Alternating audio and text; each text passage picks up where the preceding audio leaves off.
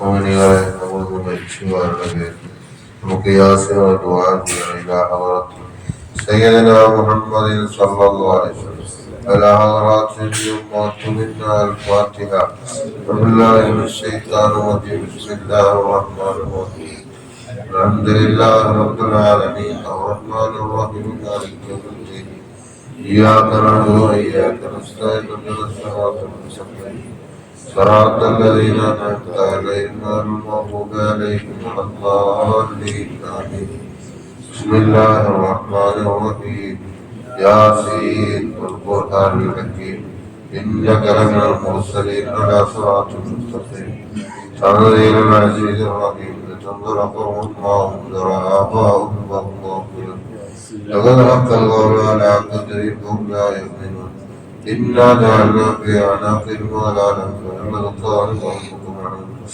وجعلنا من بين أيديهم سدا ومن خلفهم سدا وأغشيناهم لا يبصرون فسواء عليهم أنذرتهم لتنذرهم لا يؤمنون إنما تنذر من اتبع الذكر وخشي الرحمن بالغيب وبشر مغفرة وأجر كريم إنا لنعلم الموتى ونكتب وقدموا وآثارهم كل شيء أحصيناه في إمام مبين وضرب لهم مثلا أصحاب القرية إذ جاءهم المرسلون إذا أرسلنا إليهم اثنين فكذبوهم وأخذنا بالثالث وقالوا إنا إليكم مرسلون قالوا ما أنتم إلا بشر مثلنا فأنذر وما من شيء أنتم لا تكذبون قالوا ربنا يعلم إنا إليك لمرسلون وما علينا إلا البلاغ المبين قالوا إنا طيرنا بكم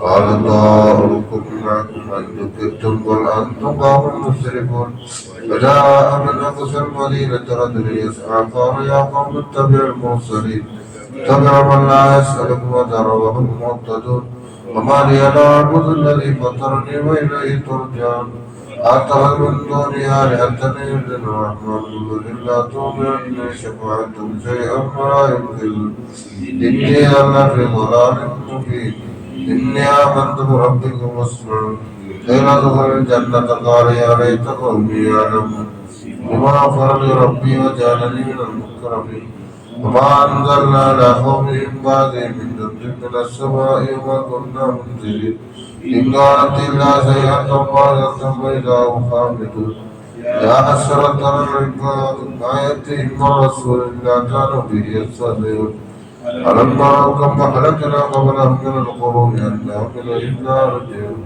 فإن كل لما جميع لدينا محضرون قالت لهم الأرض الميتة أحييناها وأخرجنا منها قوم يأكلون وجعلنا فيها جنات من نخيل وأعناب وفجرنا فيها من العيون من زمنهم عملت أيديهم فلا يشكرون سبحان الذي خلق الأزواج كلها مما تنبت الأرض من أنفسهم ولا يعلمون وأعدت لهم ما ينصرهم النار وإذا هم مظلمون الشمس تجري لمستقر لها ذلك تقدير العزيز العليم وقد قدرناه منازل حتى عاد كالرجل القديم الشمس ينبغي لها تدرك القمر الذي يوم النهار وما بذلك يصبحون وأعدت لهم أنا عملنا ذرية في الفلك المشهور وخلقنا لهم من مثله ما يركبون فإن شاء لكم ولا شريك له ولا هم ينقذون إلا رحمة منا متاعا إلى حين وإذا قيل لهم اتقوا ما بين أيديكم وخلفكم لعلكم ترحمون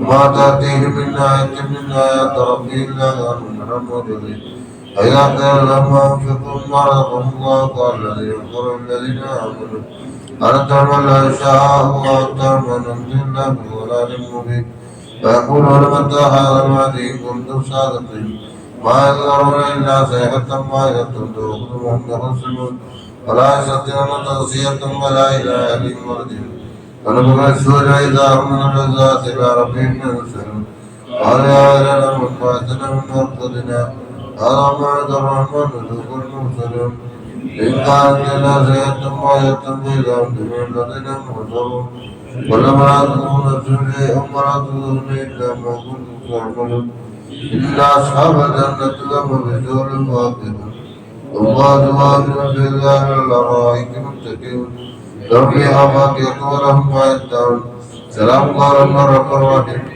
تعلم أيها المجرمون ألم أعهد إليك يا بني آدم أن لا تعبدوا الشيطان إنه لكم عدو مبين قال اعبدوني هذا صراط مستقيم ولقد أضل منكم جبلا كثيرا أفلم تكونوا تعقلون هذه جهنم التي كنتم توعدون اصلوها لما كنتم تكفرون اليوم نختم على أفواههم وتكلمنا أيديهم وتشهد أرجلهم بما كانوا يكسبون ولو نشاء لطمسنا على أعينهم فاستبقوا الصراط فأنى يبصرون ولو نشاء لمسخناهم على مكانتهم وسطهم مضيا ولا يرجعون ومن نعمل نكسب لخلقا فلا يعقلون وما علمناه الشعر وما ينبغي لهم إلا ذكر وقرآن مبين لينذر من كان حيا ويحق الله على الكافرين ولم تر أنا خلقنا لهم مما عملت أيدينا أنعاما وهم لها مالكون وظللنا عليهم منها ركوب ومنها يأكلون ولهم فيها منافع ومشارب فلا يشكرون اتخذوا من دون الله آلهة لعلهم ينصرون لا يستطيعون نصرهم وهم لهم جند محضرون ولا ينظرون إنا نعلم ما يسرون وما يعلنون ألم تر الإنسان أنا خلقناه من نطفة إذا هو خصيم مبين وضرب لنا مثلا ونسي خلقه وقال من العظام وهي رميم قل الذي أنشأها ولم مثل خلق عليم الذي خلقكم من شجر والنار فإذا أنتم منه تأكلون أليس الذي خلق السماوات والأرض قادر على أن يخلق مثلهم ولا هو الخلاق العليم إنما أمره إذا أراد شيئا أن يقول له كن فيكون سبحان الذي بيده ملكوت كل شيء وإليه ترجعون بسم الله الرحمن الرحيم قل هو الله أحد الله الصمد لم يلد ولم يولد ولم يكن له كفوا أحد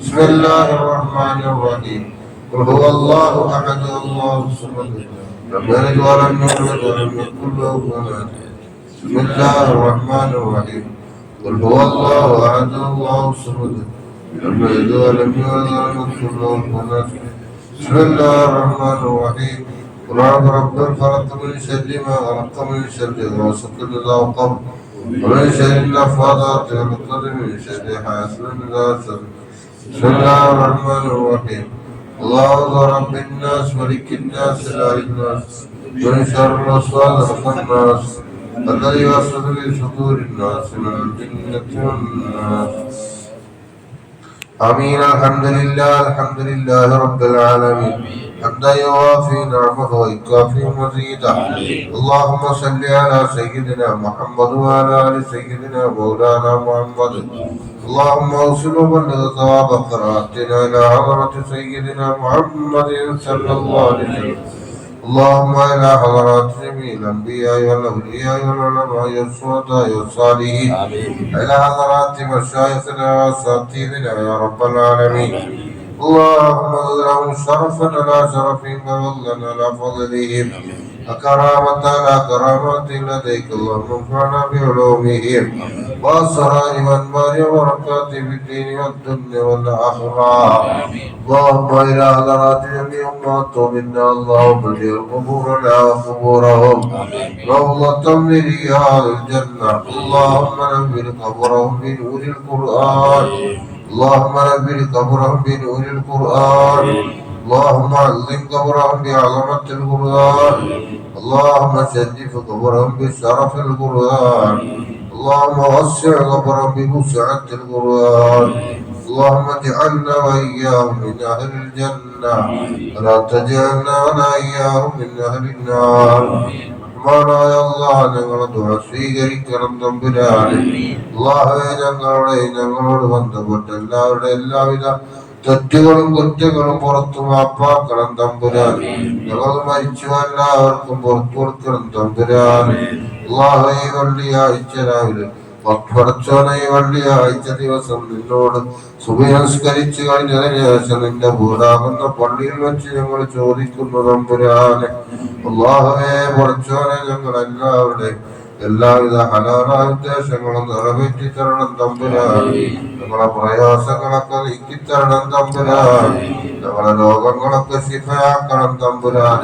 ഞങ്ങളിലും ഞങ്ങളെ കുടുംബത്തിലുമുള്ള പല രോഗം കൊണ്ട് വിഷമിക്കുന്നവരാണ്. പൂർണ്ണ ശിഫ നൽകണം തമ്പുരാനെ. പൂർണ്ണമായ ആരോഗ്യം നൽകണം തമ്പുരാനെ. എല്ലാ പ്രയാസങ്ങളും വിഷമങ്ങളും ഷർറുകളും തട്ടി നീക്കണം തമ്പുരാനെ. ഞങ്ങൾ ചൊല്ലിയ ഖുർആനിന്റെ പ്രതിഫലം ഞങ്ങളും മരിച്ചുപോയ എല്ലാവരിലേക്കും എത്തിക്കണം തമ്പുരാനെ. ഞങ്ങളെ പള്ളികളെ ചുറ്റും മറവട്ടടക്കുന്ന എല്ലാ മോമിനീങ്ങളും മോമിനാത്തുകളിലേക്ക് എത്തിക്കണം റഹ്മാനെ. അള്ളാഹുവരുടെ പരലോകം സന്തോഷത്തിലാക്കണം തമ്പുരാന്റെ. അള്ളാഹു സൂറത്ത് യാസീന്റെ മഹത്വം കൊണ്ട് അവരെ ഖബറ് നീ വെളിച്ചമാക്കണം തമ്പുരാനെ. അള്ളാഹുവേ പഠിച്ചോനെ റഹ്മാനായ റബ്ബേ, ഞങ്ങളെ സഹായിച്ച ഒരുപാട് ആളുകളുണ്ട്. ഞങ്ങൾക്ക് ഭക്ഷണം നൽകിയവരുണ്ട് തമ്പുരാനെ. എല്ലാം നിന്റെ ദീനിനോടുള്ള സ്നേഹം കൊണ്ടാണ് റഹ്മാനെ. അള്ളാഹുവിൽ പലരും മരിച്ചുപോയി. അവരുടെയൊക്കെ പരലോകം കൊണ്ട് ഞങ്ങൾ ചൊല്ലിയതായ ഖുർആന്റെ പ്രതിഫലം എത്തിക്കണം തമ്പുരാൻ. അവരെ ദറജകളൊക്കെ ഉയർത്തിക്കൊടുക്കണം തമ്പുരാൻ. അള്ളാഹുവേ, പള്ളിയിലേക്ക് സംഭാവന നൽകുന്ന ഒരുപാട് ആളുകളുണ്ട് റഹ്മാനെ. പഠിച്ചോനെ, അവരുടെ ഹലാലായ ഉദ്ദേശങ്ങളൊക്കെ നിറവേറ്റി കൊടുക്കണം തമ്പുരാൻ. അതിന്റെ പ്രതിഫലം മരിച്ചുപോയവരിലേക്ക് എത്തിക്കണം തമ്പുരാൻ. പ്രത്യേകമായി ഭാര്യയുടെ ഉമ്മ മരിച്ചവരുടെ പേരിൽ ഈ ക്യാൻറ്റീനിലേക്ക് ഭക്ഷണം നൽകിയിട്ടുണ്ട് റഹ്മാനെ. അള്ളാഹുവേ, ഉമ്മയുടെ ആദരത്തിലേക്ക് അവർ ചെയ്ത പുണ്യങ്ങളെ പ്രതിഫലം എത്തിക്കണം തമ്പുരാൻ. പകരമായി സ്വർഗീയ ഭക്ഷണം കൊടുക്കണം തമ്പുരാൻ. സ്വർഗീയമായ അനുഗ്രഹങ്ങൾ നൽകണം തമ്പുരാൻ. കഴിഞ്ഞ ദിവസം മൂന്ന് ദിവസമായി ഒരു വ്യക്തി സംഭാവന ചെയ്തു ക്യാൻറ്റീനിലേക്ക്. അള്ളാഹുവേ, ആ വ്യക്തിയുടെ ഹലാലായ ഉദ്ദേശങ്ങളൊക്കെ നിറവേറ്റി കൊടുക്കണം തമ്പുരാനെ. ഭക്ഷണത്തിന്റെ പ്രതിഫലം മരിച്ചുപോയവരിലേക്ക് എത്തിച്ചു കൊടുക്കണം തമ്പുരാൻ. ഞങ്ങൾ നീ അടുത്ത് വിട പറഞ്ഞ ആയിഷ എന്ന സഹോദരി, ആ ഉമ്മയുടെ ഹദറത്തിലേക്ക് ഞങ്ങൾ ചെല്ലിയ ഖുർആന്റെ പ്രതിഫലം എത്തിക്കണം തമ്പുരാനെ. അവരെ കുടുംബം അവരുടെ പേര് ചെയ്യുന്ന എല്ലാ പുണ്യങ്ങൾക്ക് ഇരട്ടി പ്രതിഫലം കൊടുക്കണം തമ്പുരാൻ. അതുപോലെ ബഷീറാക്കാന്റെ ഹദറത്തിലേക്ക് ഈ മജ്‌ലിസിന്റെ പ്രതിഫലം എത്തിക്കണം തമ്പുരാൻ. അവരെ പരലോകം സന്തോഷത്തിലാക്കണം തമ്പുരാൻ. അല്ലാഹുവേ, ഞങ്ങൾ മരിച്ചുപോയ ഞങ്ങളുമായി ബന്ധപ്പെട്ട ഞങ്ങൾ ഉറ്റവരുണ്ട് എല്ലാവരിലേക്ക് ഞങ്ങൾ ചൊല്ലിയ ഖുർആന്റെ പ്രതിഫലം എത്തിക്കണം തമ്പുരാൻ. അല്ലാഹുവരുടെ പരലോകമെല്ലാം നിനക്ക് സന്തോഷത്തിലാക്കണം തമ്പുരാൻ. അവരെ ഞങ്ങളെ നിന്റെ ജന്നാത്തുൽ ഫിർദൗസിൽ ഒരുമിച്ച് കൂട്ടണം റഹ്മാൻ. ربنا آتنا في الدنيا حسنة وفي الآخرة حسنة وقنا عذاب النار. ربنا تقبل منا إنك أنت السميع العليم وتب علينا إنك أنت التواب الرحيم. آمين برحمتك يا أرحم الراحمين. بحق صلى الله على محمد صلى الله عليه وسلم. صلى الله على محمد صلى الله عليه وسلم. اللهم صل على محمد يا رب صل عليه وسلم.